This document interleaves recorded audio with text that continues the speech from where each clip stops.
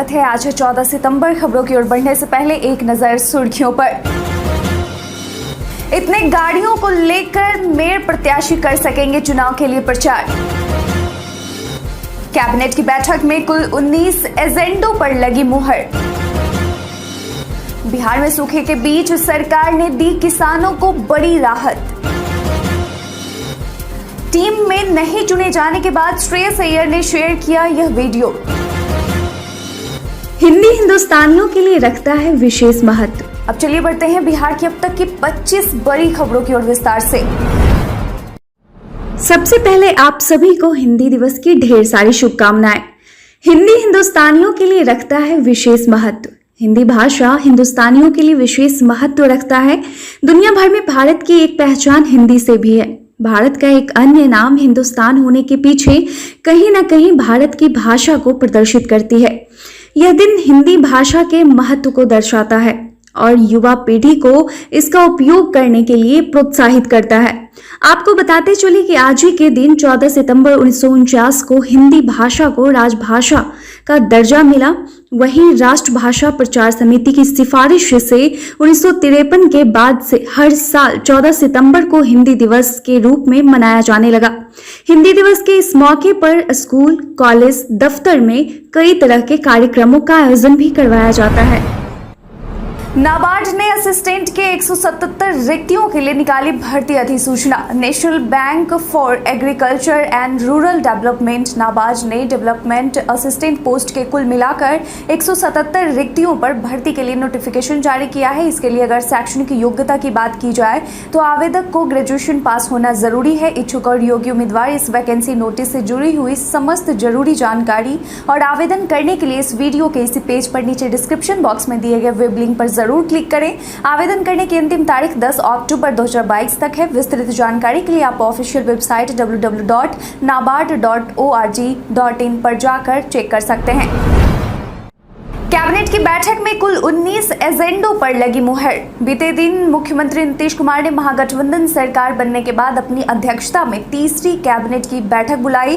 Cabinet की इस बैठक में मुख्यमंत्री ने कुल 19 महत्वपूर्ण एजेंडों पर मुहर लगाई। इन मुख्य एजेंडों में सबसे अहम पॉक्सो विशेष न्यायालय के लिए 54 अपर जिला एवं सत्र न्यायाधीश के पदों के सृजन की स्वीकृति दी गई है। इसके साथ ही पाटलिपुत्रा, मुंगेर, पूर्णिया तथा पटना विश्वविद्यालय में सहायक प्राध्यापक, सह प्राध्यापक के 370 पद तथा शिक्षकेतर कर्मियों के निवासी पद कुल 459 पदों के सृजन की स्वीकृति दी गई है। बिहार में शराबबंदी को प्रभावी तरीके से लागू करने के लिए 2 पहिया, 4 पहिया वाहन, नाव, मोटर बोट, ट्रैक्टर एवं ड्रोन के भाड़ा एवं ईंधन भुगतान के लिए 25 करोड़ की अग्रणी स्वीकृति दी गई है। वहीं अब सरकारी चिकित्सा महाविद्यालयों के इंटर्न को 20,000 प्रतिमाह स्टाइपेंड देने की मत को मंजूरी मिली है। इनके साथ ही ऐसे 19 एजेंडों पर मुहर लगाई गई है। मनरेगा के अंतर्गत बेहतर कार्य में ये जिला रहा अव्वल। बक्सर एक ऐसा जिला बनकर उभरा है जो कि मनरेगा के अंतर्गत किए जाने वाले कार्य में बेहतरीन प्रदर्शन किया है। इस मामले में बक्सर ने पहला स्थान प्राप्त किया है। वहीं अररिया जिला राज्य में सबसे पीछे तो पटना जिला को 34वां स्थान मिला है। बक्सर जिला 100 में 89.72 अंक लाकर अव्वल रहा है। वहीं 64.37 अंक लाकर अररिया रैंकिंग में सबसे पीछे रहा है। मनरेगा की रैंकिंग में टॉप 5 जिले की बात करें तो बक्सर पहले स्थान पर है। इसके बाद जहानाबाद, तीसरे स्थान पर मुंगेर, चौथे स्थान पर कैमूर और 5वें स्थान पर जमुई जिला शामिल है। इतने गाड़ियों को लेकर मेयर प्रत्याशी कर सकेंगे चुनाव के लिए प्रचार। बिहार में लेट से ही सही लेकिन निकाय चुनाव का बिगुल बज चुका है। पहले चरण का नामांकन भी शुरू हो चुका है। इसके लिए मतदान 10 अक्टूबर को होना है। इस बीच राज्य निर्वाचन आयोग ने कुछ महत्वपूर्ण दिशा निर्देश जारी किए हैं। आयोग के अनुसार अगर नगर निगमों के मेयर और उप मेयर प्रत्याशी 16 2 पहिया या तिपहिया वाहनों अथवा 8 हल्के मोटर वाहन से चुनाव प्रचार कर सकेंगे। नगर निगम, नगर परिषद एवं नगर पंचायत के सभी वार्ड पार्षद प्रत्याशियों के लिए 2 पहिया या तिपहिया वाहन अथवा 1 हल्का मोटर वाहन के इस्तेमाल की सीमा निर्धारित की गई है। वहीं राज्य निर्वाचन आयोग ने प्रत्याशियों के नामांकन शुल्क से संबंधित दिशा निर्देश पहले ही जारी कर दिया था। बिहार पर्यटन में आज हम बात करेंगे नूनगढ़ के बारे में। बिहार में कई दर्शनीय, ऐतिहासिक और तीर्थ स्थल मौजूद हैं जो कि आपके बिहार पर्यटन को यादगार बना सकते हैं। उन्हीं में से एक है लखीसराय का नूनगढ़। नूनगढ़ लखीसराय से 10 किलोमीटर की दूरी पर स्थित है और एक ऐसा खुदाई का स्थान है जो प्राचीन भारतीय इतिहास की झलक दिखाता है। इस स्थल से बलुए पत्थर से तराशे गए देवी देवताओं की कई प्रतिमाएं मिली हैं, जिनसे यह पता चलता है कि नूनगढ़ शहर कई युद्धों का साक्षी रहा है। जमीन, फ्लैट समेत अन्य दस्तावेजों के निबंधन से जुड़ी समस्याओं के लिए इस नंबर पर करें कॉल। बिहार में जमीन, फ्लैट समेत अन्य दस्तावेजों के निबंधन से जुड़ी समस्याओं की शिकायत के लिए मद्य निषेध उत्पाद एवं निबंधन विभाग ने टोल फ्री नंबर जारी किया है। यहां आप अपने जमीन, फ्लैट समेत अन्य दस्तावेजों के निबंधन से जुड़ी शिकायत दर्ज कर सकते हैं। मद्य निषेध विभाग द्वारा निबंधन कार्यालय में घुसखोरी, काम में लापरवाही या परेशान करने संबंधित किसी भी तरह की शिकायत टोल फ्री नंबर 14544 पर की जा सकेगी। इसके अलावा विभाग ने 2 अन्य नंबर 0612223086 और 061222151595 भी जारी किया है। इन नंबरों पर भी डीड रजिस्ट्री, अभिलेखागार सहित अन्य शिकायतें दर्ज कराई जा सकती है। त्योहारों में यात्रियों की भीड़ को देखते हुए चलाई जाएंगी ये 3 स्पेशल ट्रेन। 2 सालों से कोरोना का कहर झेल रहे बिहारवासी इस साल त्योहार अपने परिवार के साथ मनाने के लिए काफी उत्सुक हैं। लिहाजा अभी से ही कई ट्रेनों में दिवाली, छठ तक के लिए सीटें फुल हो चुकी हैं। हालांकि रेलवे इसके लिए उपाय कर रही है। दुर्गा पूजा, दिवाली, छठ में यात्रियों की भारी भीड़ की संभावनाओं को देखते हुए रेलवे द्वारा 3 अतिरिक्त पूजा स्पेशल ट्रेन चलाने का फैसला लिया गया है। यह ट्रेन पटना के रास्ते कोलकाता से हरिद्वार और अजमेर के बीच चलेंगी। गाड़ी संख्या 82315 कोलकाता हरिद्वार सुविधा पूजा स्पेशल 1 अक्टूबर को कोलकाता से सुबह 11:25 में खुलकर रात 9:30 बजे पटना रुकते हुए अगले दिन शाम 6 बजे हरिद्वार पहुंचेगी। दूसरा, गाड़ी संख्या 03169 कोलकाता हरिद्वार पूजा स्पेशल 8 अक्टूबर से 12 नवंबर तक प्रत्येक शनिवार को कोलकाता से सुबह 11:25 में खुलकर रात 9:30 बजे सुबह पटना रुकते हुए अगले दिन रविवार को शाम 6 बजे हरिद्वार पहुंचेगी। तीसरी, गाड़ी संख्या 03125 कोलकाता अजमेर पूजा स्पेशल 4 अक्टूबर से 25 अक्टूबर तक सप्ताह के प्रत्येक मंगलवार को कोलकाता से दोपहर 2 बजे खुलकर रात के 11:30 बजे पटना रुकते हुए 7:40 में अजमेर पहुंचेगी। बेहतर बिजली सुविधा के लिए बिजली विभाग कर रही है तैयारी। राज्य में बेहतर बिजली सुविधा के लिए बिजली कंपनियां तैयारी कर रही हैं। इसके लिए बिहार की साउथ पावर डिस्ट्रीब्यूशन और नॉर्थ पावर डिस्ट्रीब्यूशन ने मार्च 2026 तक औसत बिजली हानि 20% से कम करने का लक्ष्य निर्धारित किया।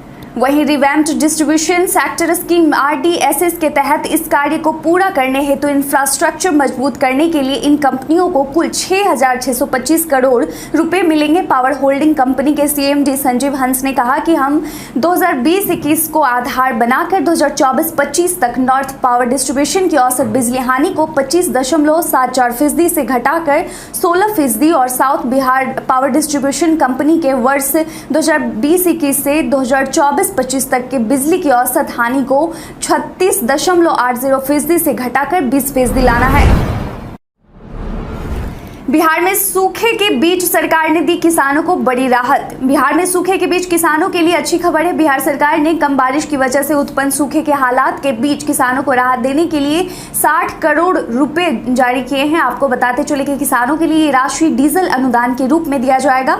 मालूम हो कि 3 जिलों को छोड़कर राज्य के कुल 38 जिले सूखे की मार झेल रहे हैं। सरकारी आंकड़ों में भले ही 85% धान के रोपनी का दावा किया जा रहा हो, लेकिन बिहार के किसान कुल मिलाकर 40% भी धान की रोपनी नहीं कर पाए हैं। आज से 3 पालियों में 20 सितंबर तक आयोजित होगी DLED प्रवेश परीक्षा। Bihar diploma in elementary education संयुक्त प्रवेश परीक्षा 2022 का आयोजन आज यानी 14 सितंबर से प्रारंभ होने जा रही है, जो कि 20 सितंबर तक चलने वाली है। Bihar diploma in elementary education की परीक्षा CBT मोड में होगी। बिहार DLED परीक्षा 2022 3 पालियों में आयोजित की जाएगी। यह सुबह 8 बजे से शुरू होगा और शाम 6:30 बजे समाप्त होगा। किसी भी प्रकार की देरी से बचने के लिए उम्मीदवारों को परीक्षा शुरू होने से कम 1 घंटे पहले कार्यक्रम स्थल पर रिपोर्ट करना होगा। इस परीक्षा के लिए अभ्यर्थियों को सलाह दी जाती है कि सेंटर पर पहुंचने से पहले बोर्ड द्वारा जारी की गई गाइडलाइन एक बार जरूर देख लें, जिसमें महत्वपूर्ण यह है कि आपको परीक्षा सेंटर पर चप्पल में ही जाना है। इस जिले के कुल 7 प्रखंडों में बन रहा है खेल स्टेडियम। बिहार सरकार के खेल विकास योजना के तहत बेतिया जिला के प्रत्येक प्रखंड मुख्यालय में एक आउटडोर स्टेडियम निर्माण की योजना संचालित की जा रही है। सरकार के इस योजना का मुख्य उद्देश्य प्रखंड स्तर पर स्थानीय युवाओं को खेल संबंधी सुविधा उपलब्ध कराते हुए प्रतिस्पर्धात्मक खेलों में प्रतिभागिता को बढ़ाना और ऐसा एक वातावरण मुहैया करवाना है। आपको बताते चले कि खेल पदाधिकारी विजय कुमार पंडित इस जिले के कुल 18 प्रखंडों में से 14 आउटडोर स्टेडियम का निर्माण की स्वीकृति प्रदान की जा चुकी है। इनमें 13 स्टेडियम का निर्माण कार्य पूर्ण होने का प्रतिवेदन एवं एक स्टेडियम निर्माण प्रक्रियाधीन है। पुलिस थानों में अब हरकत के साथ साथ आपकी बातें भी होगी रिकॉर्ड।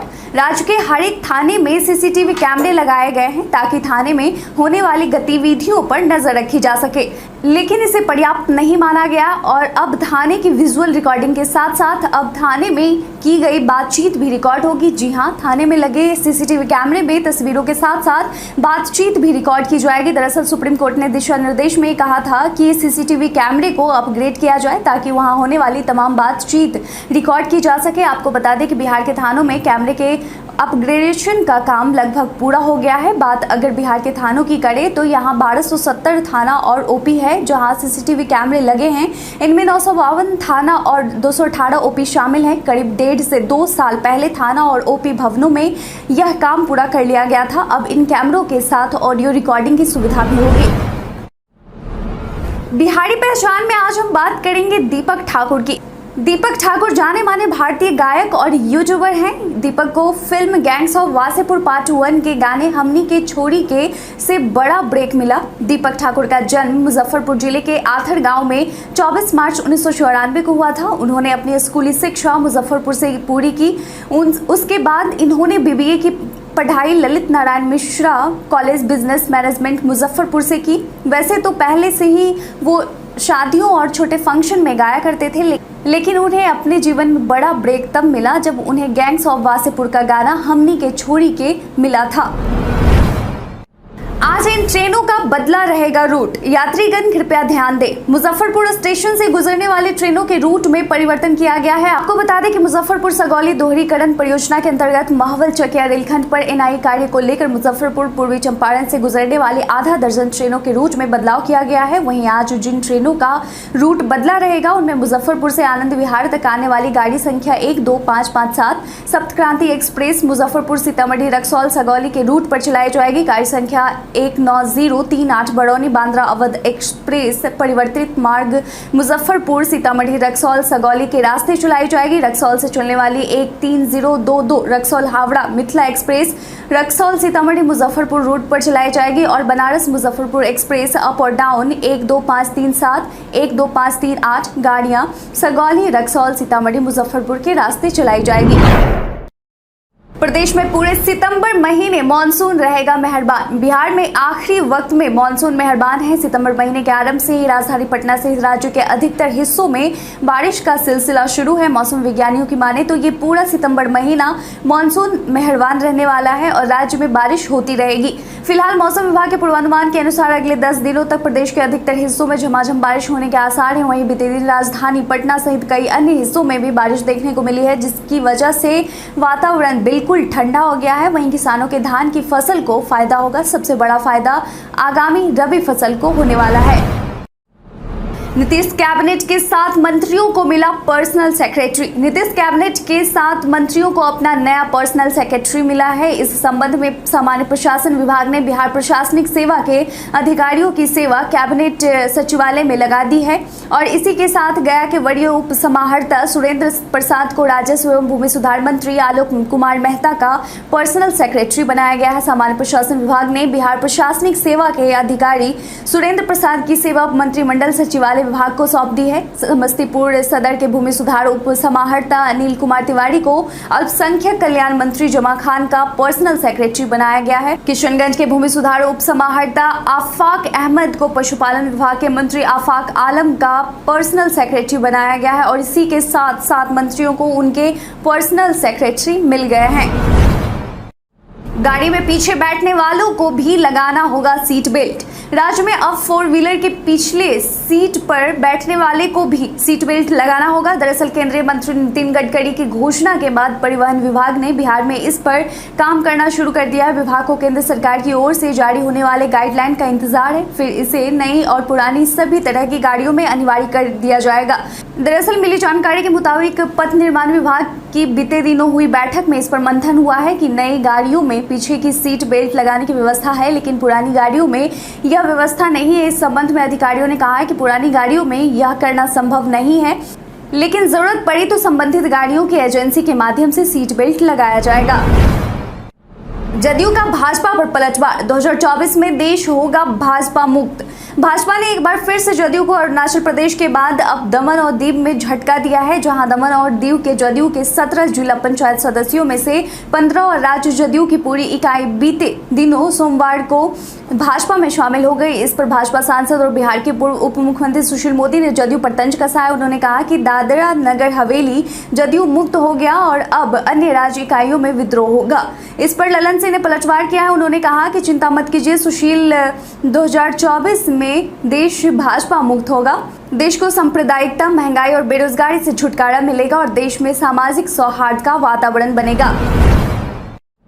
पूर्व कृषि मंत्री ने वर्तमान कृषि मंत्री पर लगाए ये आरोप। बिहार के पूर्व कृषि मंत्री अमरेंद्र प्रताप सिंह ने वर्तमान कृषि मंत्री सुधाकर सिंह पर बड़ा आरोप लगाते हुए कहा है कि कृषि मंत्री सुधाकर सिंह खुद को ईमानदार साबित करने के लिए अफसरों पर गलत इल्जाम लगा रहे हैं। दरअसल बीते दिनों महागठबंधन सरकार के कृषि मंत्री सुधाकर सिंह ने कहा था कि कृषि अधिकारी गलत आंकड़े दे रहे हैं। इसको लेकर उन्होंने अधिकारियों को चेताया भी था।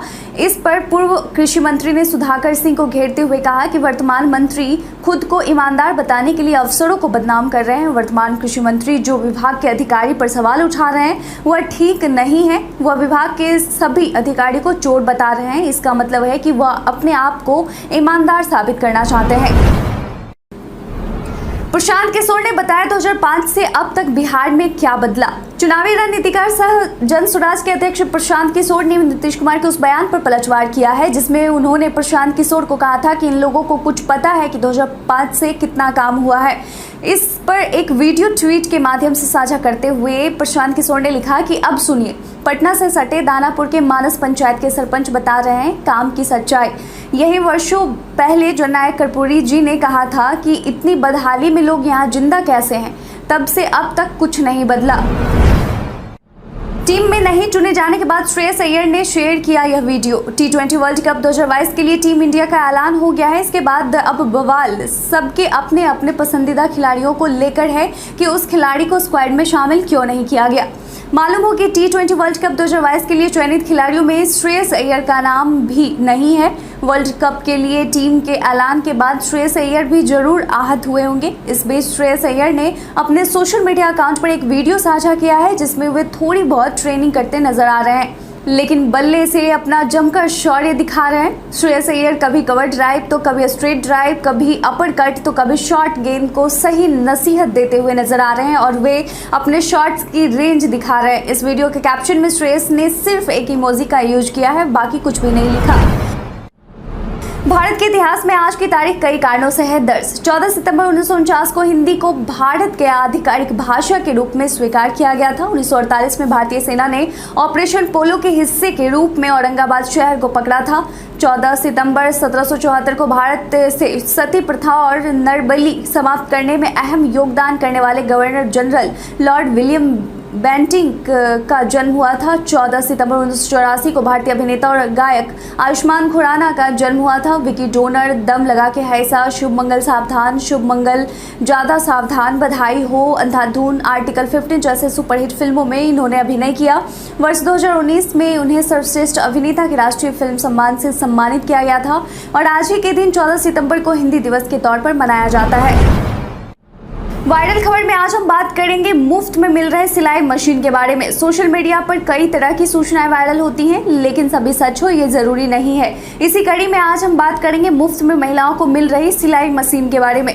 दरअसल पीआईबी ने अपने एक ट्वीट में कहा कि यह दावा किया जा रहा है कि देश की आर्थिक रूप से कमजोर और श्रमिक महिलाओं को केंद्र सरकार द्वारा फ्री सिलाई मशीन योजना के तहत मुफ्त में सिलाई मशीन उपलब्ध कराई जाएगी। पीआईबी ने इस दावे को फर्जी बताया है। ऐसी कोई योजना केंद्र सरकार द्वारा नहीं चलाई जा रही है। साथ ही पीआईबी ने ऐसी धोखाधड़ी से सावधान एवं सतर्क रहने को कहा है। व्हाट्सएप में अब होगी ज्यादा प्राइवेसी, ज्यादा सुरक्षा और ज्यादा कंट्रोल। मेटा के स्वामित्व वाला social media messaging app WhatsApp खुद को समय समय पर अपडेट करता रहता है और अपने यूजर्स के लिए नए नए फीचर्स उपलब्ध करता है। इसी कड़ी में अब व्हाट्सएप ने अपने यूजर्स की प्राइवेसी का ध्यान रखते हुए व्हाट्सएप न्यू प्राइवेसी फीचर में व्हाट्सएप ने अपने यूजर्स की प्राइवेसी का ध्यान रखते हुए व्हाट्सएप न्यू प्राइवेसी फीचर में ज़्यादा प्राइवेसी, ज़्यादा सुरक्षा और ज़्यादा कंट्रोल दिया है। आपको बता दें कि social media platform WhatsApp group ने अपने यूजर्स के लिए कुछ नए फीचर लाए हैं। इनमें सबसे अहम है कि किसी ग्रुप से बाहर निकलना, आप चुपचाप किसी भी ग्रुप से बाहर निकल जाएं तो ऐसा करना अब संभव हो पाएगा। इस फीचर के तहत आप अपने ऑनलाइन स्टेटस इंडिकेटर को भी छिपा सकेंगे। स्वागत है, आज है 14 सितंबर। खबरों की ओर बढ़ने से पहले एक नज़र सुर्खियों पर। इतने गाड़ियों को लेकर मेयर प्रत्याशी कर सकेंगे चुनाव के लिए प्रचार। कैबिनेट की बैठक में कुल 19 एजेंडों पर लगी मुहर। बिहार में सूखे के बीच सरकार ने दी किसानों को बड़ी राहत। टीम में नहीं चुने जाने के बाद श्रेयस अय्यर ने शेयर किया यह वीडियो। हिंदी हिंदुस्तानियों के लिए रखता है विशेष महत्व। अब चलिए बढ़ते हैं बिहार की अब तक की 25 बड़ी खबरों की ओर विस्तार से। सबसे पहले आप सभी को हिंदी दिवस की ढेर सारी शुभकामनाएं। हिंदी हिंदुस्तानियों के लिए रखता है विशेष महत्व। हिंदी भाषा हिंदुस्तानियों के लिए विशेष महत्व रखता है। दुनिया भर में भारत की एक पहचान हिंदी से भी है। भारत का एक अन्य नाम हिंदुस्तान होने के पीछे कहीं ना कहीं भारत की भाषा को प्रदर्शित करती है।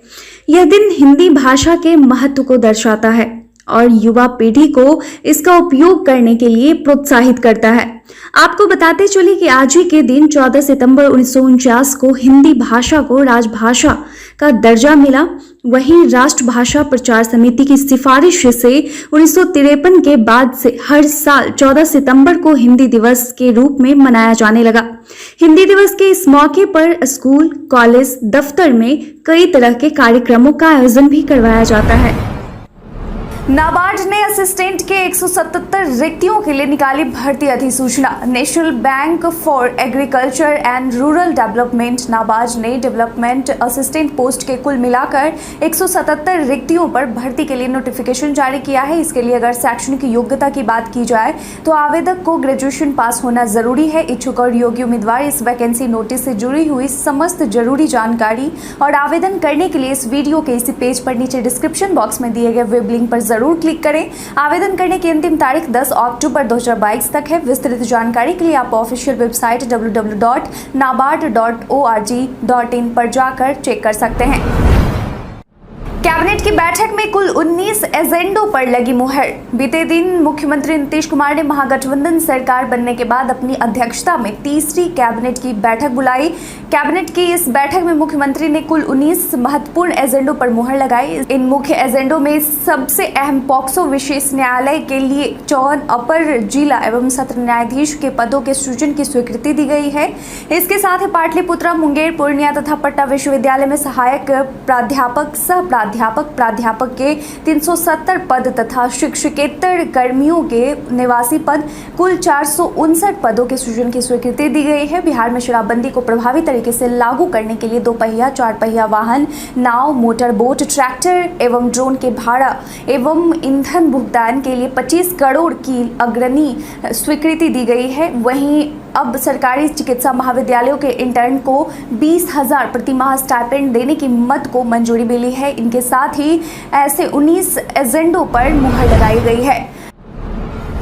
मनरेगा के अंतर्गत बेहतर कार्य में ये जिला रहा अव्वल। बक्सर एक ऐसा जिला बनकर उभरा है जो कि मनरेगा के अंतर्गत किए जाने वाले कार्य में बेहतरीन प्रदर्शन किया है। इस मामले में बक्सर ने पहला स्थान प्राप्त किया है। वहीं अररिया जिला राज्य में सबसे पीछे तो पटना जिला को 34वां स्थान मिला है। बक्सर जिला 100 में 89.72 अंक लाकर अव्वल रहा है। वहीं 64.37 अंक लाकर अररिया रैंकिंग में सबसे पीछे रहा है। मनरेगा की रैंकिंग रैंकिंग में टॉप 5 जिले की बात करें तो बक्सर पहले स्थान पर है, इसके बाद जहानाबाद, तीसरे स्थान पर मुंगेर, चौथे स्थान पर कैमूर और 5वें स्थान पर जमुई जिला शामिल है।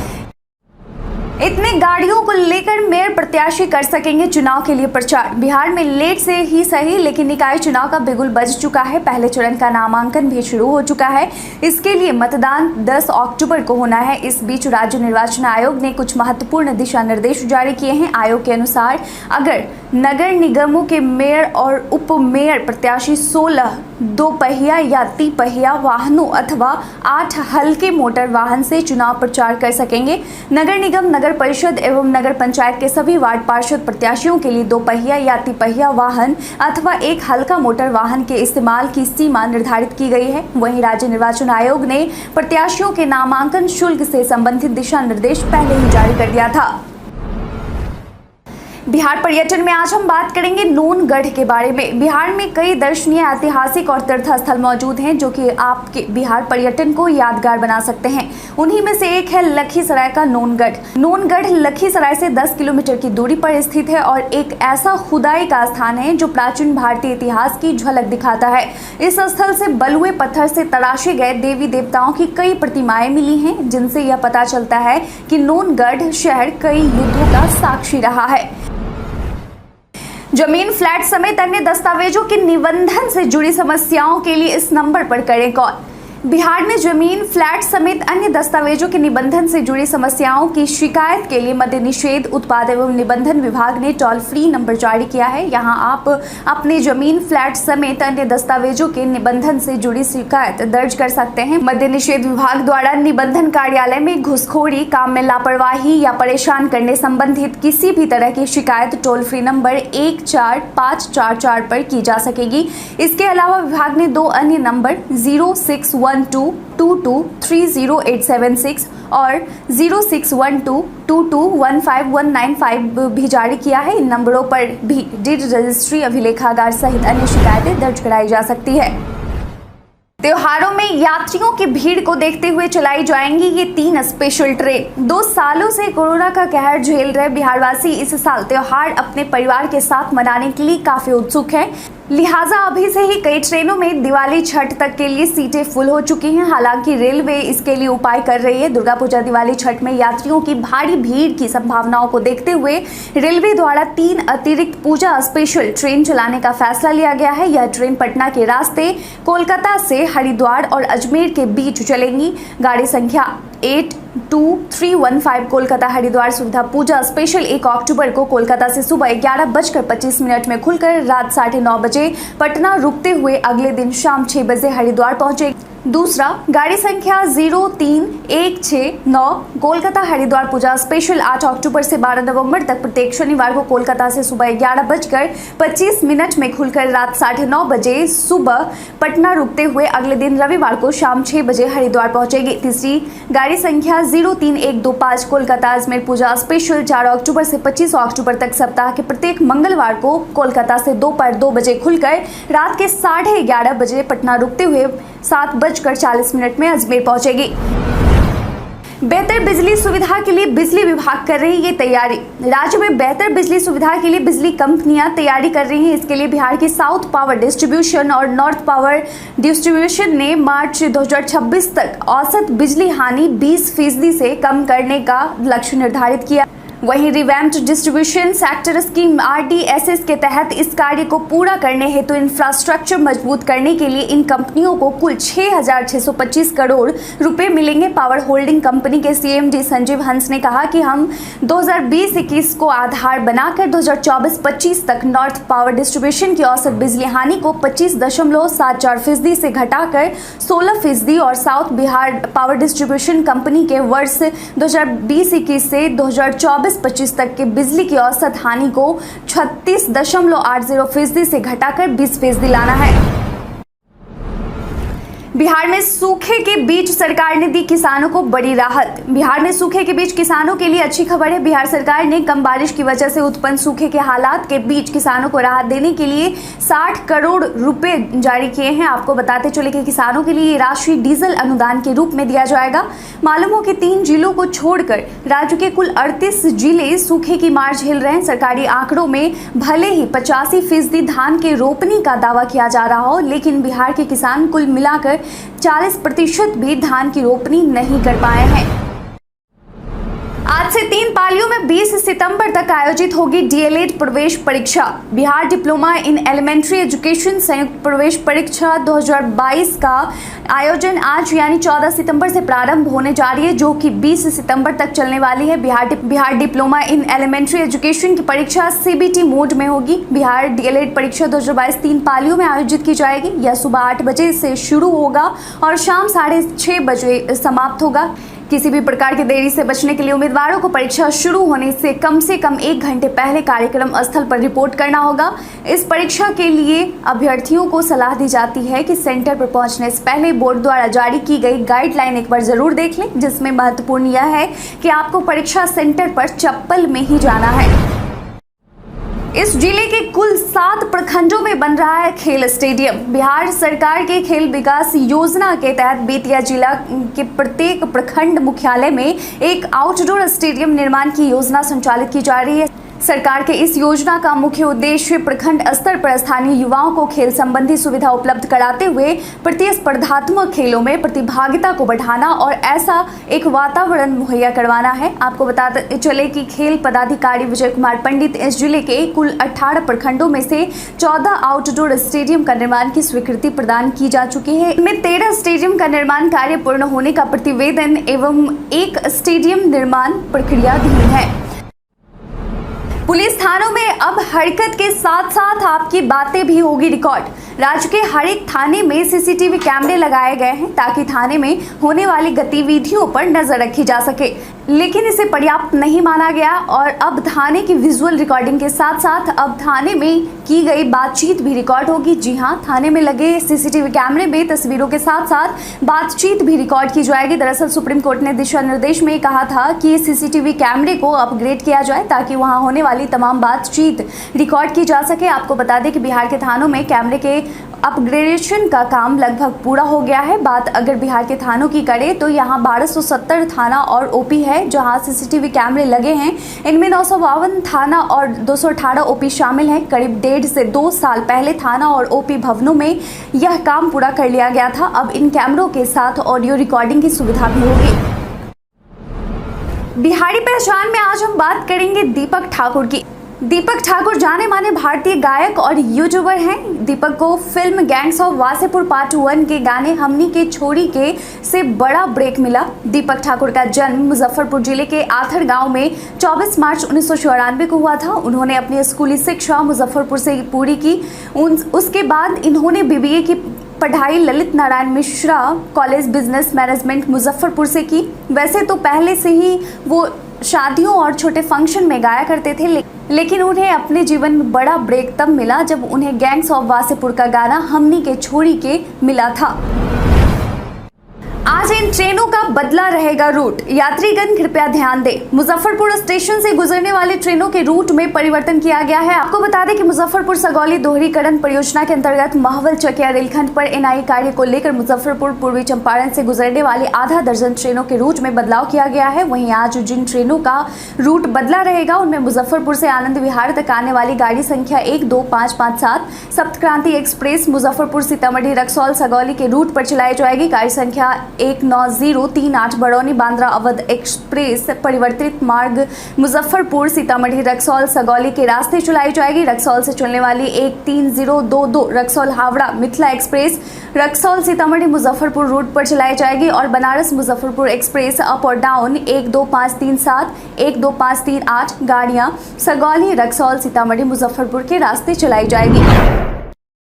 प्रदेश में पूरे सितंबर महीने मानसून रहेगा मेहरबान। बिहार में आखिरी वक्त में मानसून मेहरबान है। सितंबर महीने के आरंभ से ही राजधानी पटना सहित राज्य के अधिकतर हिस्सों में बारिश का सिलसिला शुरू है। मौसम विज्ञानियों की माने तो ये पूरा सितंबर महीना मानसून मेहरबान रहने वाला है और राज्य में बारिश होती रहेगी। फिलहाल मौसम विभाग के पूर्वानुमान के अनुसार अगले 10 दिनों तक प्रदेश के अधिकतर हिस्सों में झमाझम बारिश होने के आसार हैं। वहीं बीते दिन राजधानी पटना सहित कई अन्य हिस्सों में भी बारिश देखने को मिली है, जिसकी वजह से वातावरण बिल्कुल ठंडा हो गया है। वहीं किसानों के धान की फसल को फायदा होगा। सबसे बड़ा फायदा आगामी रबी फसल को होने वाला है। नीतीश कैबिनेट के 7 मंत्रियों को मिला पर्सनल सेक्रेटरी। नीतीश कैबिनेट के 7 मंत्रियों को अपना नया पर्सनल सेक्रेटरी मिला है। इस संबंध में सामान्य प्रशासन विभाग ने बिहार प्रशासनिक सेवा के अधिकारियों की सेवा कैबिनेट सचिवालय में लगा दी है और इसी के साथ गया के वरीय उप समाहर्ता सुरेंद्र प्रसाद को राजस्व एवं भूमि सुधार मंत्री आलोक कुमार मेहता का पर्सनल सेक्रेटरी बनाया गया है। सामान्य प्रशासन विभाग ने बिहार प्रशासनिक सेवा के अधिकारी सुरेंद्र प्रसाद की सेवा मंत्रिमंडल सचिवालय विभाग को सौंप दी है। समस्तीपुर सदर के भूमि सुधार उप समाहर्ता अनिल कुमार तिवारी को अल्पसंख्यक कल्याण मंत्री जमा खान का पर्सनल सेक्रेटरी बनाया गया है। किशनगंज के भूमि सुधार उप समाहर्ता आफाक अहमद को पशुपालन विभाग के मंत्री आफाक आलम का पर्सनल सेक्रेटरी बनाया गया है और इसी के साथ 7 मंत्रियों को उनके पर्सनल सेक्रेटरी मिल गए हैं। गाड़ी में पीछे बैठने वालों को भी लगाना होगा सीट बेल्ट। राज्य में अब 4 व्हीलर के पिछले सीट पर बैठने वाले को भी सीट बेल्ट लगाना होगा। दरअसल केंद्रीय मंत्री नितिन गडकरी की घोषणा के बाद परिवहन विभाग ने बिहार में इस पर काम करना शुरू कर दिया है। विभाग को केंद्र सरकार की ओर से जारी होने वाले गाइडलाइन का इंतजार है, फिर इसे नई और पुरानी सभी तरह की गाड़ियों में अनिवार्य कर दिया जाएगा। दरअसल मिली जानकारी के मुताबिक पथ निर्माण विभाग की बीते दिनों हुई बैठक में इस पर मंथन हुआ है कि नई गाड़ियों में पीछे की सीट बेल्ट लगाने की व्यवस्था है, लेकिन पुरानी गाड़ियों में यह व्यवस्था नहीं है। इस संबंध में अधिकारियों ने कहा है कि पुरानी गाड़ियों में यह करना संभव नहीं है, लेकिन जरूरत पड़ी तो संबंधित गाड़ियों की एजेंसी के माध्यम से सीट बेल्ट लगाया जाएगा। जदयू का भाजपा पर पलटवार। 2024 में देश होगा भाजपा मुक्त। भाजपा ने एक बार फिर से जदयू को अरुणाचल प्रदेश के बाद अब दमन और दीव में झटका दिया है, जहां दमन और दीव के जदयू के 17 जिला पंचायत सदस्यों में से 15 और राज्य जदयू की पूरी इकाई बीते दिनों सोमवार को भाजपा में शामिल हो गई। इस पर भाजपा सांसद और बिहार के पूर्व उप मुख्यमंत्री सुशील मोदी ने जदयू पर तंज कसा है। उन्होंने कहा कि दादरा नगर हवेली जदयू मुक्त हो गया और अब अन्य राज्य इकाइयों में विद्रोह होगा। इस पर ललन सिंह ने पलटवार किया है। उन्होंने कहा कि चिंता मत कीजिए सुशील, 2024 में देश भाजपा मुक्त होगा। देश को सांप्रदायिकता, महंगाई और बेरोजगारी से छुटकारा मिलेगा और देश में सामाजिक सौहार्द का वातावरण बनेगा। पूर्व कृषि मंत्री ने वर्तमान कृषि मंत्री पर लगाए ये आरोप। बिहार के पूर्व कृषि मंत्री अमरेंद्र प्रताप सिंह ने वर्तमान कृषि मंत्री सुधाकर सिंह पर बड़ा आरोप लगाते हुए कहा है कि कृषि मंत्री सुधाकर सिंह खुद को ईमानदार साबित करने के लिए अफसरों पर गलत इल्जाम लगा रहे हैं। दरअसल बीते दिनों महागठबंधन सरकार के कृषि मंत्री सुधाकर सिंह ने कहा था कि कृषि अधिकारी गलत आंकड़े दे रहे हैं। इसको लेकर उन्होंने अधिकारियों को चेताया भी था। इस पर पूर्व कृषि मंत्री ने सुधाकर सिंह को घेरते हुए कहा कि वर्तमान मंत्री खुद को ईमानदार बताने के लिए अफसरों को बदनाम कर रहे हैं। वर्तमान कृषि मंत्री जो विभाग के अधिकारी पर सवाल उठा रहे हैं वह ठीक नहीं है। वह विभाग के सभी अधिकारी को चोर बता रहे हैं। इसका मतलब है कि वह अपने आप को ईमानदार साबित करना चाहते हैं। प्रशांत किशोर ने बताया 2005 से अब तक बिहार में क्या बदला। चुनावी रणनीतिकार सह जन स्वराज के अध्यक्ष प्रशांत किशोर ने नीतीश कुमार के उस बयान पर पलटवार किया है जिसमें उन्होंने प्रशांत किशोर को कहा था कि इन लोगों को कुछ पता है कि 2005 से कितना काम हुआ है। इस पर एक वीडियो ट्वीट के माध्यम से साझा करते हुए प्रशांत किशोर ने लिखा कि अब सुनिए, पटना से सटे दानापुर के मानस पंचायत के सरपंच बता रहे हैं काम की सच्चाई। यही वर्षों पहले जननायक कर्पूरी जी ने कहा था कि इतनी बदहाली में लोग यहाँ जिंदा कैसे हैं। तब से अब तक कुछ नहीं बदला। टीम में नहीं चुने जाने के बाद श्रेयस अय्यर ने शेयर किया यह वीडियो। T20 वर्ल्ड कप 2022 के लिए टीम इंडिया का ऐलान हो गया है। इसके बाद अब बवाल सबके अपने अपने पसंदीदा खिलाड़ियों को लेकर है कि उस खिलाड़ी को स्क्वाड में शामिल क्यों नहीं किया गया। मालूम हो कि T20 वर्ल्ड कप 2022 के लिए चयनित खिलाड़ियों में श्रेयस अय्यर का नाम भी नहीं है। वर्ल्ड कप के लिए टीम के ऐलान के बाद श्रेयस अय्यर भी जरूर आहत हुए होंगे। इस बीच श्रेयस अय्यर ने अपने सोशल मीडिया अकाउंट पर एक वीडियो साझा किया है जिसमें वे थोड़ी बहुत ट्रेनिंग करते नजर आ रहे हैं। लेकिन बल्ले से अपना जमकर शौर्य दिखा रहे हैं श्रेयस अय्यर। कभी कवर ड्राइव तो कभी स्ट्रेट ड्राइव, कभी अपर कट तो कभी शॉर्ट गेंद को सही नसीहत देते हुए नजर आ रहे हैं और वे अपने शॉट्स की रेंज दिखा रहे हैं। इस वीडियो के कैप्शन में श्रेयस ने सिर्फ एक इमोजी का यूज किया है, बाकी कुछ भी नहीं लिखा। भारत के इतिहास में आज की तारीख कई कारणों से है दर्ज। 14 सितंबर 1949 को हिंदी को भारत के आधिकारिक भाषा के रूप में स्वीकार किया गया था। 1948 में भारतीय सेना ने ऑपरेशन पोलो के हिस्से के रूप में औरंगाबाद शहर को पकड़ा था। 14 सितंबर 1774 को भारत से सती प्रथा और नरबली समाप्त करने में अहम योगदान करने वाले governor general Lord William Bentinck का जन्म हुआ था। 14 सितंबर 1984 को भारतीय अभिनेता और गायक आयुष्मान खुराना का जन्म हुआ था। विकी डोनर, दम लगा के हैसा, शुभ मंगल सावधान, शुभ मंगल ज्यादा सावधान, बधाई हो, अंधाधुन, आर्टिकल 15 जैसे सुपरहिट फिल्मों में इन्होंने अभिनय किया। वर्ष 2019 में उन्हें सर्वश्रेष्ठ अभिनेता के राष्ट्रीय फिल्म सम्मान से सम्मानित किया गया था और आज ही के दिन 14 सितंबर को हिंदी दिवस के तौर पर मनाया जाता है। वायरल खबर में आज हम बात करेंगे मुफ्त में मिल रहे सिलाई मशीन के बारे में। सोशल मीडिया पर कई तरह की सूचनाएं वायरल होती हैं, लेकिन सभी सच हो ये जरूरी नहीं है। इसी कड़ी में आज हम बात करेंगे मुफ्त में महिलाओं को मिल रही सिलाई मशीन के बारे में। दरअसल पीआईबी ने अपने एक ट्वीट में कहा कि यह दावा किया जा रहा है कि देश की आर्थिक रूप से कमजोर और श्रमिक महिलाओं को केंद्र सरकार द्वारा फ्री सिलाई मशीन योजना के तहत मुफ्त में सिलाई मशीन उपलब्ध कराई जाएगी। पीआईबी ने इस दावे को फर्जी बताया है। ऐसी कोई योजना केंद्र सरकार द्वारा नहीं चलाई जा रही है। साथ ही पीआईबी ने ऐसी धोखाधड़ी से सावधान एवं सतर्क रहने को कहा है। व्हाट्सएप में अब होगी ज्यादा प्राइवेसी, ज्यादा सुरक्षा और ज्यादा कंट्रोल। मेटा के स्वामित्व वाला social media messaging app WhatsApp खुद को समय समय पर अपडेट करता रहता है और अपने यूजर्स के लिए नए नए फीचर्स उपलब्ध करता है। इसी कड़ी में अब व्हाट्सएप ने अपने यूजर्स की प्राइवेसी का ध्यान रखते हुए व्हाट्सएप न्यू प्राइवेसी फीचर में व्हाट्सएप ने अपने यूजर्स की प्राइवेसी का ध्यान रखते हुए व्हाट्सएप न्यू प्राइवेसी फीचर में ज़्यादा प्राइवेसी, ज़्यादा सुरक्षा और ज़्यादा कंट्रोल दिया है। आपको बता दें कि social media platform WhatsApp group ने अपने यूजर्स के लिए कुछ नए फीचर लाए हैं। इनमें सबसे अहम है कि किसी ग्रुप से बाहर निकलना, आप चुपचाप किसी भी ग्रुप से बाहर निकल जाएं तो ऐसा करना अब संभव हो पाएगा। इस फीचर के तहत आप अपने ऑनलाइन स्टेटस इंडिकेटर को भी छिपा सकेंगे। स्वागत है, आज है 14 सितंबर। खबरों की ओर बढ़ने से पहले एक नज़र सुर्खियों पर। इतने गाड़ियों को लेकर मेयर प्रत्याशी कर सकेंगे चुनाव के लिए प्रचार। कैबिनेट की बैठक में कुल 19 एजेंडों पर लगी मुहर। बिहार में सूखे के बीच सरकार ने दी किसानों को बड़ी राहत। टीम में नहीं चुने जाने के बाद श्रेयस अय्यर ने शेयर किया यह वीडियो। हिंदी हिंदुस्तानियों के लिए रखता है विशेष महत्व। अब चलिए बढ़ते हैं बिहार की अब तक की 25 बड़ी खबरों की ओर विस्तार से। सबसे पहले आप सभी को हिंदी दिवस की ढेर सारी शुभकामनाएं। हिंदी हिंदुस्तानियों के लिए रखता है विशेष महत्व। हिंदी भाषा हिंदुस्तानियों के लिए विशेष महत्व रखता है। दुनिया भर में भारत की एक पहचान हिंदी से भी है। भारत का एक अन्य नाम हिंदुस्तान होने के पीछे कहीं ना कहीं भारत की भाषा को प्रदर्शित करती है। यह दिन हिंदी भाषा के महत्व को दर्शाता है और युवा पीढ़ी को इसका उपयोग करने के लिए प्रोत्साहित करता है।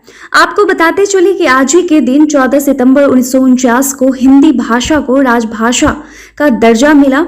वहीं राष्ट्रभाषा प्रचार समिति की सिफारिश से 1953 के बाद से हर साल 14 सितंबर को हिंदी दिवस के रूप में मनाया जाने लगा। हिंदी दिवस के इस मौके पर स्कूल, कॉलेज, दफ्तर में कई तरह के कार्यक्रमों का आयोजन भी करवाया जाता है। नाबार्ड ने असिस्टेंट के 177 रिक्तियों के लिए निकाली भर्ती अधिसूचना। National bank for agriculture and rural development NABARD ने डेवलपमेंट असिस्टेंट पोस्ट के कुल मिलाकर 177 रिक्तियों पर भर्ती के लिए नोटिफिकेशन जारी किया है। इसके लिए अगर शैक्षणिक योग्यता की बात की जाए तो आवेदक को ग्रेजुएशन पास होना जरूरी है। इच्छुक और योग्य उम्मीदवार इस वैकेंसी नोटिस से जुड़ी हुई समस्त जरूरी जानकारी और आवेदन करने के लिए इस वीडियो के इसी पेज पर नीचे डिस्क्रिप्शन बॉक्स में दिए गए वेब लिंक पर जरूर क्लिक करें। आवेदन करने की अंतिम तारीख 10 अक्टूबर 2022 तक है। विस्तृत जानकारी के लिए आप ऑफिशियल वेबसाइट www.nabard.org.in पर जाकर चेक कर सकते हैं। कैबिनेट की बैठक में कुल 19 एजेंडों पर लगी मुहर। बीते दिन मुख्यमंत्री नीतीश कुमार ने महागठबंधन सरकार बनने के बाद अपनी अध्यक्षता में तीसरी कैबिनेट की बैठक बुलाई। कैबिनेट की इस बैठक में मुख्यमंत्री ने कुल 19 महत्वपूर्ण एजेंडों पर मुहर लगाई। इन मुख्य एजेंडों में सबसे अहम पॉक्सो विशेष न्यायालय के लिए 54 अपर जिला एवं सत्र न्यायाधीश के पदों के सृजन की स्वीकृति दी गई है। इसके साथ ही पाटलिपुत्रा, मुंगेर, पूर्णिया तथा पटना विश्वविद्यालय में सहायक प्राध्यापक, सह प्राध्यापक के 370 पद तथा शिक्षकेतर कर्मियों के निवासी पद कुल 459 पदों के सृजन की स्वीकृति दी गई है। बिहार में शराबबंदी को प्रभावी तरीके से लागू करने के लिए 2 पहिया, 4 पहिया वाहन, नाव, मोटर बोट, ट्रैक्टर एवं ड्रोन के भाड़ा एवं ईंधन भुगतान के लिए 25 करोड़ की अग्रणी स्वीकृति दी गई है। वहीं अब सरकारी चिकित्सा महाविद्यालयों के इंटर्न को 20,000 प्रति माह स्टाइपेंड देने की मत को मंजूरी मिली है। इनके साथ ही ऐसे 19 एजेंडों पर मुहर लगाई गई है। मनरेगा के अंतर्गत बेहतर कार्य में ये जिला रहा अव्वल। बक्सर एक ऐसा जिला बनकर उभरा है जो कि मनरेगा के अंतर्गत किए जाने वाले कार्य में बेहतरीन प्रदर्शन किया है। इस मामले में बक्सर ने पहला स्थान प्राप्त किया है। वहीं अररिया जिला राज्य में सबसे पीछे तो पटना जिला को 34वां स्थान मिला है। बक्सर जिला 100 में 89.72 अंक लाकर अव्वल रहा है। वहीं 64.37 अंक लाकर अररिया रैंकिंग में सबसे पीछे रहा है। मनरेगा की रैंकिंग में टॉप 5 जिले की बात करें तो बक्सर पहले स्थान पर है। इसके बाद जहानाबाद, तीसरे स्थान पर मुंगेर, चौथे स्थान पर कैमूर और 5वें स्थान पर जमुई जिला शामिल है। इतने गाड़ियों को लेकर मेयर प्रत्याशी कर सकेंगे चुनाव के लिए प्रचार। बिहार में लेट से ही सही लेकिन निकाय चुनाव का बिगुल बज चुका है। पहले चरण का नामांकन भी शुरू हो चुका है। इसके लिए मतदान 10 अक्टूबर को होना है। इस बीच राज्य निर्वाचन आयोग ने कुछ महत्वपूर्ण दिशा निर्देश जारी किए हैं। आयोग के अनुसार अगर नगर निगमों के मेयर और उप मेयर प्रत्याशी 16 2 पहिया या 3 पहिया वाहनों अथवा 8 हल्के मोटर वाहन से चुनाव प्रचार कर सकेंगे। नगर निगम, नगर परिषद एवं नगर पंचायत के सभी वार्ड पार्षद प्रत्याशियों के लिए 2 पहिया या 3 पहिया वाहन अथवा 1 हल्का मोटर वाहन के इस्तेमाल की सीमा निर्धारित की गई है। वहीं राज्य निर्वाचन आयोग ने प्रत्याशियों के नामांकन शुल्क से संबंधित दिशा निर्देश पहले ही जारी कर दिया था। बिहार पर्यटन में आज हम बात करेंगे नूनगढ़ के बारे में। बिहार में कई दर्शनीय, ऐतिहासिक और तीर्थ स्थल मौजूद हैं जो कि आपके बिहार पर्यटन को यादगार बना सकते हैं। उन्हीं में से एक है लखीसराय का नूनगढ़। नूनगढ़ लखीसराय से 10 किलोमीटर की दूरी पर स्थित है और एक ऐसा खुदाई का स्थान है जो प्राचीन भारतीय इतिहास की झलक दिखाता है। इस स्थल से बलुए पत्थर से तराशे गए देवी देवताओं की कई प्रतिमाएं मिली हैं, जिनसे यह पता चलता है कि नूनगढ़ शहर कई युद्धों का साक्षी रहा है। जमीन, फ्लैट समेत अन्य दस्तावेजों के निबंधन से जुड़ी समस्याओं के लिए इस नंबर पर करें कॉल। बिहार में जमीन, फ्लैट समेत अन्य दस्तावेजों के निबंधन से जुड़ी समस्याओं की शिकायत के लिए मद्य निषेध उत्पाद एवं निबंधन विभाग ने टोल फ्री नंबर जारी किया है। यहां आप अपने जमीन, फ्लैट समेत अन्य दस्तावेजों के निबंधन से जुड़ी शिकायत दर्ज कर सकते हैं। मद्य निषेध विभाग द्वारा निबंधन कार्यालय में घुसखोरी, काम में लापरवाही या परेशान करने संबंधित किसी भी तरह की शिकायत टोल फ्री नंबर 14544 पर की जा सकेगी। इसके अलावा विभाग ने 2 अन्य नंबर 0612223086 और 061222151595 भी जारी किया है। इन नंबरों पर भी डीड रजिस्ट्री, अभिलेखागार सहित अन्य शिकायतें दर्ज कराई जा सकती है। त्योहारों में यात्रियों की भीड़ को देखते हुए चलाई जाएंगी ये 3 स्पेशल ट्रेन। 2 सालों से कोरोना का कहर झेल रहे बिहारवासी इस साल त्योहार अपने परिवार के साथ मनाने के लिए काफी उत्सुक हैं। लिहाजा अभी से ही कई ट्रेनों में दिवाली, छठ तक के लिए सीटें फुल हो चुकी हैं। हालांकि रेलवे इसके लिए उपाय कर रही है। दुर्गा पूजा, दिवाली, छठ में यात्रियों की भारी भीड़ की संभावनाओं को देखते हुए रेलवे द्वारा 3 अतिरिक्त पूजा स्पेशल ट्रेन चलाने का फैसला लिया गया है। यह ट्रेन पटना के रास्ते कोलकाता से हरिद्वार और अजमेर के बीच चलेंगी। गाड़ी संख्या 82315 कोलकाता हरिद्वार सुविधा पूजा स्पेशल 1 अक्टूबर को कोलकाता से सुबह 11:25 में खुलकर रात 9:30 बजे पटना रुकते हुए अगले दिन शाम 6 बजे हरिद्वार पहुंचे। दूसरा, गाड़ी संख्या 03169 कोलकाता हरिद्वार पूजा स्पेशल 8 अक्टूबर से 12 नवंबर तक प्रत्येक शनिवार को कोलकाता से सुबह 11:25 में खुलकर रात 9:30 बजे सुबह पटना रुकते हुए अगले दिन रविवार को शाम 6 बजे हरिद्वार पहुंचेगी। तीसरी, गाड़ी संख्या 03125 कोलकाता अजमेर पूजा स्पेशल 4 अक्टूबर से 25 अक्टूबर तक सप्ताह के प्रत्येक मंगलवार को कोलकाता से दोपहर 2 बजे खुलकर रात के 11:30 बजे पटना रुकते हुए 7:40 में अजमेर पहुंचेगी। बेहतर बिजली सुविधा के लिए बिजली विभाग कर रही है तैयारी। राज्य में बेहतर बिजली सुविधा के लिए बिजली कंपनियां तैयारी कर रही हैं। इसके लिए बिहार की साउथ पावर डिस्ट्रीब्यूशन और नॉर्थ पावर डिस्ट्रीब्यूशन ने मार्च 2026 तक औसत बिजली हानि 20% से कम करने का लक्ष्य निर्धारित किया। वहीं revamped distribution sector scheme RDSS के तहत इस कार्य को पूरा करने हेतु इंफ्रास्ट्रक्चर मजबूत करने के लिए इन कंपनियों को कुल 6,625 करोड़ रुपए मिलेंगे। पावर होल्डिंग कंपनी के CMD संजीव हंस ने कहा कि हम 2020-21 को आधार बनाकर 2024-25 तक नॉर्थ पावर डिस्ट्रीब्यूशन की औसत बिजली हानि को 25.74% से घटाकर 16% और south Bihar power distribution company के वर्ष 2020-21 से 2024-25 तक के बिजली की औसत हानि को 36.80% से घटाकर 20% लाना है। बिहार में सूखे के बीच सरकार ने दी किसानों को बड़ी राहत। बिहार में सूखे के बीच किसानों के लिए अच्छी खबर है। बिहार सरकार ने कम बारिश की वजह से उत्पन्न सूखे के हालात के बीच किसानों को राहत देने के लिए 60 करोड़ रुपए जारी किए हैं। आपको बताते चले कि किसानों के लिए ये राशि डीजल अनुदान के रूप में दिया जाएगा। मालूम हो कि 3 जिलों को छोड़कर राज्य के कुल 38 जिले सूखे की मार झेल रहे हैं। सरकारी आंकड़ों में भले ही 85% धान के रोपनी का दावा किया जा रहा हो, लेकिन बिहार के किसान कुल मिलाकर 40% भी धान की रोपनी नहीं कर पाए हैं। आज से 3 पालियों में 20 सितंबर तक आयोजित होगी DLED प्रवेश परीक्षा। Bihar diploma in elementary education संयुक्त प्रवेश परीक्षा 2022 का आयोजन आज यानी 14 सितंबर से प्रारंभ होने जा रही है, जो कि 20 सितंबर तक चलने वाली है। Bihar diploma in elementary education की परीक्षा CBT मोड में होगी। बिहार DLED परीक्षा 2022 3 पालियों में आयोजित की जाएगी। यह सुबह 8 बजे से शुरू होगा और शाम 6:30 बजे समाप्त होगा।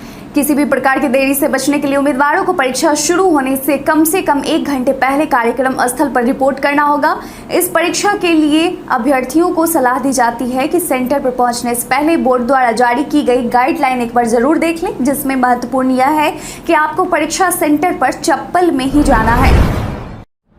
इस जिले के कुल 7 प्रखंडों में बन रहा है खेल स्टेडियम। बिहार सरकार के खेल विकास योजना के तहत बेतिया जिला के प्रत्येक प्रखंड मुख्यालय में एक आउटडोर स्टेडियम निर्माण की योजना संचालित की जा रही है। सरकार के इस योजना का मुख्य उद्देश्य प्रखंड स्तर पर स्थानीय युवाओं को खेल संबंधी सुविधा उपलब्ध कराते हुए प्रतिस्पर्धात्मक खेलों में प्रतिभागिता को बढ़ाना और ऐसा एक वातावरण मुहैया करवाना है। आपको बताते चले कि खेल पदाधिकारी विजय कुमार पंडित इस जिले के कुल 18 प्रखंडों में से 14 आउटडोर स्टेडियम का निर्माण की स्वीकृति प्रदान की जा चुकी है। इनमें 13 स्टेडियम का निर्माण कार्य पूर्ण होने का प्रतिवेदन एवं एक स्टेडियम निर्माण प्रक्रियाधीन है। पुलिस थानों में अब हरकत के साथ साथ आपकी बातें भी होगी रिकॉर्ड। राज्य के हर एक थाने में CCTV कैमरे लगाए गए हैं ताकि थाने में होने वाली गतिविधियों पर नजर रखी जा सके, लेकिन इसे पर्याप्त नहीं माना गया और अब थाने की विजुअल रिकॉर्डिंग के साथ साथ अब थाने में की गई बातचीत भी रिकॉर्ड होगी। जी हाँ, थाने में लगे CCTV कैमरे में तस्वीरों के साथ साथ बातचीत भी रिकॉर्ड की जाएगी। दरअसल सुप्रीम कोर्ट ने दिशा निर्देश में कहा था कि CCTV कैमरे को अपग्रेड किया जाए ताकि वहां होने वाली तमाम बातचीत रिकॉर्ड की जा सके। आपको बता दें कि बिहार के थानों में कैमरे के अपग्रेडेशन का काम लगभग पूरा हो गया है। बात अगर बिहार के थानों की करें तो यहाँ 1270 थाना और OP है जहाँ CCTV कैमरे लगे हैं। इनमें 952 थाना और 218 OP शामिल हैं। करीब 1.5 से 2 साल पहले थाना और OP भवनों में यह काम पूरा कर लिया गया था। अब इन कैमरों के साथ ऑडियो रिकॉर्डिंग की सुविधा भी होगी। बिहारी पहचान में आज हम बात करेंगे दीपक ठाकुर की। दीपक ठाकुर जाने माने भारतीय गायक और यूट्यूबर हैं। दीपक को film gangs of Wasseypur part 1 के गाने हमनी के छोरी के से बड़ा ब्रेक मिला। दीपक ठाकुर का जन्म मुजफ्फरपुर जिले के आथर गांव में 24 मार्च 1994 को हुआ था। उन्होंने अपनी स्कूली शिक्षा मुजफ्फरपुर से पूरी की। उसके बाद इन्होंने BBA की पढ़ाई Lalit Narayan Mishra college business management Muzaffarpur से की। वैसे तो पहले से ही वो शादियों और छोटे फंक्शन में गाया करते थे, लेकिन उन्हें अपने जीवन में बड़ा ब्रेक तब मिला जब उन्हें गैंग्स ऑफ वासेपुर का गाना हमनी के छोड़ी के मिला था। आज इन ट्रेनों का बदला रहेगा रूट, यात्रीगण कृपया ध्यान दें। मुजफ्फरपुर स्टेशन से गुजरने वाली ट्रेनों के रूट में परिवर्तन किया गया है। आपको बता दें कि मुजफ्फरपुर सगौली दोहरीकरण परियोजना के अंतर्गत महावल चकिया रेलखंड पर एनआई कार्य को लेकर मुजफ्फरपुर पूर्वी चंपारण से गुजरने वाली आधा दर्जन ट्रेनों के रूट में बदलाव किया गया है। वहीं आज जिन ट्रेनों का रूट बदला रहेगा उनमें मुजफ्फरपुर से आनंद विहार तक आने वाली गाड़ी संख्या 12557 सप्तक्रांति एक्सप्रेस मुजफ्फरपुर सीतामढ़ी रक्सौल सगौली के रूट पर चलाई जाएगी। गाड़ी संख्या 19038 बड़ौनी बांद्रा अवध एक्सप्रेस परिवर्तित मार्ग मुजफ्फरपुर सीतामढ़ी रक्सौल सगौली के रास्ते चलाई जाएगी। रक्सौल से चलने वाली 13022 रक्सौल हावड़ा मिथिला एक्सप्रेस रक्सौल सीतामढ़ी मुजफ्फरपुर रूट पर चलाई जाएगी और बनारस मुजफ्फरपुर एक्सप्रेस अप और डाउन 12537 12538 गाड़ियां सगौली रक्सौल सीतामढ़ी मुजफ्फरपुर के रास्ते चलाई जाएगी। प्रदेश में पूरे सितंबर महीने मानसून रहेगा मेहरबान। बिहार में आखिरी वक्त में मानसून मेहरबान है। सितंबर महीने के आरंभ से ही राजधानी पटना सहित राज्य के अधिकतर हिस्सों में बारिश का सिलसिला शुरू है। मौसम विज्ञानियों की माने तो ये पूरा सितंबर महीना मानसून मेहरबान रहने वाला है और राज्य में बारिश होती रहेगी। फिलहाल मौसम विभाग के पूर्वानुमान के अनुसार अगले 10 दिनों तक प्रदेश के अधिकतर हिस्सों में झमाझम बारिश होने के आसार हैं। वहीं बीते दिन राजधानी पटना सहित कई अन्य हिस्सों में भी बारिश देखने को मिली है, जिसकी वजह से वातावरण बिल्कुल ठंडा हो गया है। वहीं किसानों के धान की फसल को फायदा होगा। सबसे बड़ा फायदा आगामी रबी फसल को होने वाला है। नीतीश कैबिनेट के 7 मंत्रियों को मिला पर्सनल सेक्रेटरी। नीतीश कैबिनेट के 7 मंत्रियों को अपना नया पर्सनल सेक्रेटरी मिला है। इस संबंध में सामान्य प्रशासन विभाग ने बिहार प्रशासनिक सेवा के अधिकारियों की सेवा कैबिनेट सचिवालय में लगा दी है और इसी के साथ गया के वरीय उप समाहर्ता सुरेंद्र प्रसाद को राजस्व एवं भूमि सुधार मंत्री आलोक कुमार मेहता का पर्सनल सेक्रेटरी बनाया गया है। सामान्य प्रशासन विभाग ने बिहार प्रशासनिक सेवा के अधिकारी सुरेंद्र प्रसाद की सेवा मंत्रिमंडल सचिवालय विभाग को सौंप दी है। समस्तीपुर सदर के भूमि सुधार उप समाहर्ता अनिल कुमार तिवारी को अल्पसंख्यक कल्याण मंत्री जमा खान का पर्सनल सेक्रेटरी बनाया गया है। किशनगंज के भूमि सुधार उप समाहर्ता आफाक अहमद को पशुपालन विभाग के मंत्री आफाक आलम का पर्सनल सेक्रेटरी बनाया गया है और इसी के साथ 7 मंत्रियों को उनके पर्सनल सेक्रेटरी मिल गए हैं। गाड़ी में पीछे बैठने वालों को भी लगाना होगा सीट बेल्ट। राज्य में अब 4 व्हीलर के पिछले सीट पर बैठने वाले को भी सीट बेल्ट लगाना होगा। दरअसल केंद्रीय मंत्री नितिन गडकरी की घोषणा के बाद परिवहन विभाग ने बिहार में इस पर काम करना शुरू कर दिया है। विभाग को केंद्र सरकार की ओर से जारी होने वाले गाइडलाइन का इंतजार है, फिर इसे नई और पुरानी सभी तरह की गाड़ियों में अनिवार्य कर दिया जाएगा। दरअसल मिली जानकारी के मुताबिक पथ निर्माण विभाग की बीते दिनों हुई बैठक में इस पर मंथन हुआ है कि नई गाड़ियों में पीछे की सीट बेल्ट लगाने की व्यवस्था है, लेकिन पुरानी गाड़ियों में यह व्यवस्था नहीं है। इस संबंध में अधिकारियों ने कहा है कि पुरानी गाड़ियों में यह करना संभव नहीं है, लेकिन जरूरत पड़ी तो संबंधित गाड़ियों की एजेंसी के माध्यम से सीट बेल्ट लगाया जाएगा। जदयू का भाजपा पर पलटवार, 2024 में देश होगा भाजपा मुक्त। भाजपा ने एक बार फिर से जदयू को अरुणाचल प्रदेश के बाद अब दमन और दीव में झटका दिया है, जहां दमन और दीव के जदयू के 17 जिला पंचायत सदस्यों में से 15 और राज्य जदयू की पूरी इकाई बीते दिनों सोमवार को भाजपा में शामिल हो गई। इस पर भाजपा सांसद और बिहार के पूर्व उप मुख्यमंत्री सुशील मोदी ने जदयू पर तंज कसा है। उन्होंने कहा कि दादरा नगर हवेली जदयू मुक्त हो गया और अब अन्य राज्य इकाइयों में विद्रोह होगा। इस पर ललन सिंह ने पलटवार किया है। उन्होंने कहा कि चिंता मत कीजिए सुशील, 2024 में देश भाजपा मुक्त होगा। देश को सांप्रदायिकता, महंगाई और बेरोजगारी से छुटकारा मिलेगा और देश में सामाजिक सौहार्द का वातावरण बनेगा। पूर्व कृषि मंत्री ने वर्तमान कृषि मंत्री पर लगाए ये आरोप। बिहार के पूर्व कृषि मंत्री अमरेंद्र प्रताप सिंह ने वर्तमान कृषि मंत्री सुधाकर सिंह पर बड़ा आरोप लगाते हुए कहा है कि कृषि मंत्री सुधाकर सिंह खुद को ईमानदार साबित करने के लिए अफसरों पर गलत इल्जाम लगा रहे हैं। दरअसल बीते दिनों महागठबंधन सरकार के कृषि मंत्री सुधाकर सिंह ने कहा था कि कृषि अधिकारी गलत आंकड़े दे रहे हैं। इसको लेकर उन्होंने अधिकारियों को चेताया भी था। इस पर पूर्व कृषि मंत्री ने सुधाकर सिंह को घेरते हुए कहा कि वर्तमान मंत्री खुद को ईमानदार बताने के लिए अफसरों को बदनाम कर रहे हैं। वर्तमान कृषि मंत्री जो विभाग के अधिकारी पर सवाल उठा रहे हैं वह ठीक नहीं है। वह विभाग के सभी अधिकारी को चोर बता रहे हैं। इसका मतलब है कि वह अपने आप को ईमानदार साबित करना चाहते हैं। प्रशांत किशोर ने बताया 2005 से अब तक बिहार में क्या बदला। चुनावी रणनीतिकार सह जन स्वराज के अध्यक्ष प्रशांत किशोर ने नीतीश कुमार के उस बयान पर पलटवार किया है जिसमें उन्होंने प्रशांत किशोर को कहा था कि इन लोगों को कुछ पता है कि 2005 से कितना काम हुआ है। इस पर एक वीडियो ट्वीट के माध्यम से साझा करते हुए प्रशांत किशोर ने लिखा कि अब सुनिए, पटना से सटे दानापुर के मानस पंचायत के सरपंच बता रहे हैं काम की सच्चाई। यही वर्षों पहले जननायक कर्पूरी जी ने कहा था कि इतनी बदहाली में लोग यहाँ जिंदा कैसे हैं। तब से अब तक कुछ नहीं बदला। टीम में नहीं चुने जाने के बाद श्रेयस अय्यर ने शेयर किया यह वीडियो। T20 वर्ल्ड कप 2022 के लिए टीम इंडिया का ऐलान हो गया है। इसके बाद अब बवाल सबके अपने अपने पसंदीदा खिलाड़ियों को लेकर है कि उस खिलाड़ी को स्क्वाड में शामिल क्यों नहीं किया गया। मालूम हो कि T20 वर्ल्ड कप 2022 के लिए चयनित खिलाड़ियों में श्रेयस अय्यर का नाम भी नहीं है। वर्ल्ड कप के लिए टीम के ऐलान के बाद श्रेयस अय्यर भी जरूर आहत हुए होंगे। इस बीच श्रेयस अय्यर ने अपने सोशल मीडिया अकाउंट पर एक वीडियो साझा किया है जिसमें वे थोड़ी बहुत ट्रेनिंग करते नजर आ रहे हैं, लेकिन बल्ले से अपना जमकर शौर्य दिखा रहे हैं। श्रेयस अय्यर कभी कवर ड्राइव तो कभी स्ट्रेट ड्राइव, कभी अपर कट तो कभी शॉर्ट गेंद को सही नसीहत देते हुए नजर आ रहे हैं और वे अपने शॉट्स की रेंज दिखा रहे हैं। इस वीडियो के कैप्शन में श्रेयस ने सिर्फ एक इमोजी का यूज किया है, बाकी कुछ भी नहीं लिखा।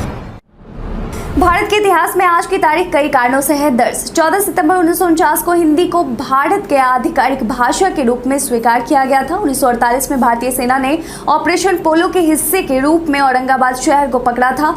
14 सितंबर 1774 को भारत से सती प्रथा और नरबली समाप्त करने में अहम योगदान करने वाले governor general Lord William Bentinck का जन्म हुआ था। 14 सितंबर 1984 को भारतीय अभिनेता और गायक आयुष्मान खुराना का जन्म हुआ था। विकी डोनर, दम लगा के हैसा, शुभ मंगल सावधान, शुभ मंगल ज्यादा सावधान, बधाई हो, अंधाधुन, आर्टिकल 15 जैसे सुपरहिट फिल्मों में इन्होंने अभिनय किया। वर्ष 2019 में उन्हें सर्वश्रेष्ठ अभिनेता के राष्ट्रीय फिल्म सम्मान से सम्मानित किया गया था और आज ही के दिन 14 सितंबर को हिंदी दिवस के तौर पर मनाया जाता है।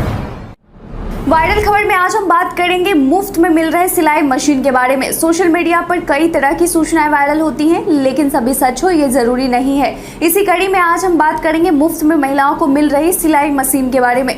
दरअसल पीआईबी ने अपने एक ट्वीट में कहा कि यह दावा किया जा रहा है कि देश की आर्थिक रूप से कमजोर और श्रमिक महिलाओं को केंद्र सरकार द्वारा फ्री सिलाई मशीन योजना के तहत मुफ्त में सिलाई मशीन उपलब्ध कराई जाएगी। पीआईबी ने इस दावे को फर्जी बताया है। ऐसी कोई योजना केंद्र सरकार द्वारा नहीं चलाई जा रही है। साथ ही पीआईबी ने ऐसी धोखाधड़ी से सावधान एवं सतर्क रहने को कहा है। व्हाट्सएप में अब होगी ज्यादा प्राइवेसी, ज्यादा सुरक्षा और ज्यादा कंट्रोल। मेटा के स्वामित्व वाला social media messaging app WhatsApp खुद को समय समय पर अपडेट करता रहता है और अपने यूजर्स के लिए नए नए फीचर्स उपलब्ध करता है। इसी कड़ी में अब व्हाट्सएप ने अपने यूजर